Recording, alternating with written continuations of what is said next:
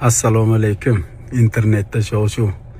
Xurshid To'rayevda 40 milliard qarzi bor ekan, 25 milliardini beribdi, 15 milliardini bermayotgan ekan. Bu gap sizga ham eshitilgan bo'lsa kerak. Bu gap haqiqatga yaqin gap. Bizda shunaqa oldi berdi bo'lgan. Bekobod shahrida bir obyektni biz sotib olganmiz. U obyektni 10 ming kvadrat berishga kelishganmiz egalari bilan. Egalari kelishgan, biz oldimizga taklif qilishgan. U yerda uy qurilishi to'xtab qolib 200 dan ortiq pul to'lagan, shu qurilishdan norozi insonlar bor ekan. Biz har bittasi bilan biz yigitlar uchrashib, pulni oladiganlarga pulni qaytarib bergan, bizni kompaniya bilan yangi kontrakt qilganlarga kontrakt qilishgan va bu ish 10 ming kvadratga kelishilgan joy.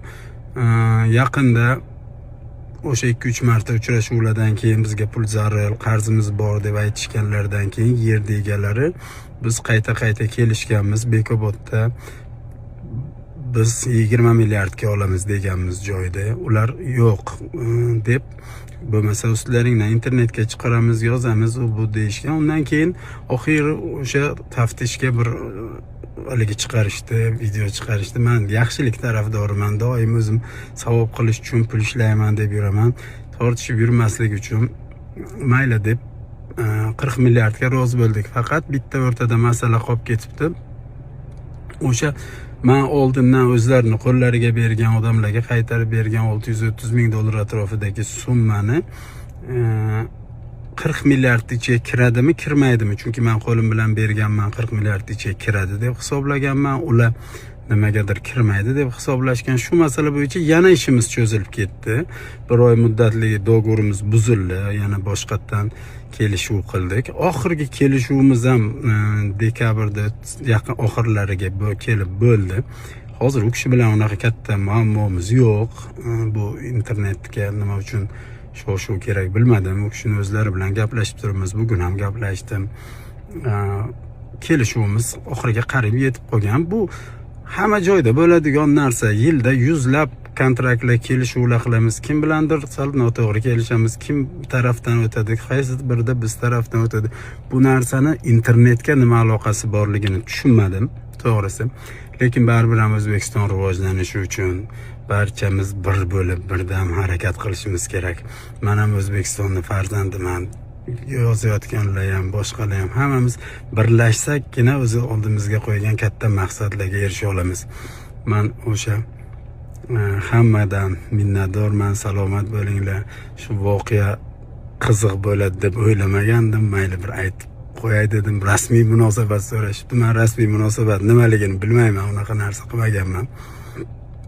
Men bloger emasman yoki kontent ham yuritmayman. O'zimning ishlarim bo'yicha ozgina bilganlarimni aytib yuraman, xolos.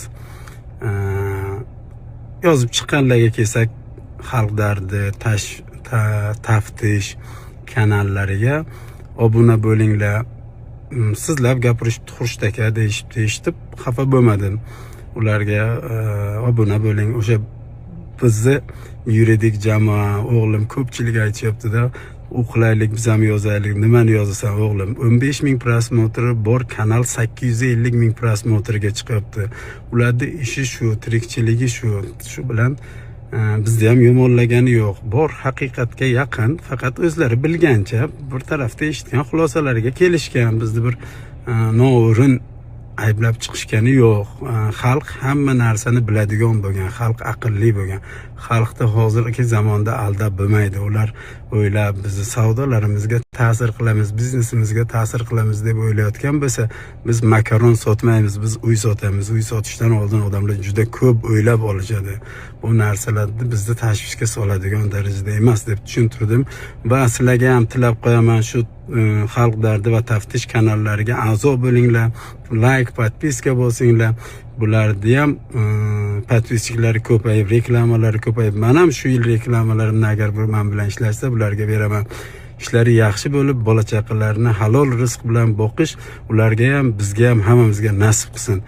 yana nimadir qiziqarli narsalar bo'lsa men tayyorman. Men uchun bu 2 kun juda ham qiziqarli bo'ldi. Eng xursand bo'lgan joyim kommentariyada Xurshidjon unaqa bola emas, biz Xurshidga ishonamiz degan odamlarning gaplaridan ko'zimga yosh keldi. Rahmat ishonganlarga. Ishonchlaringni oqlash uchun shu O'zbekiston bo'ylab boshlagan ishlarimni oxiriga yetkazaman. Men yaxshi yigit bo'lish uchun yo'lga chiqqanman. Otam faxrlanadigan o'g'il, o'g'lim havas qiladigan ota bo'lish mening maqsadim. Qolganlarga ham shuni tilab qolaman. Salomat bo'linglar.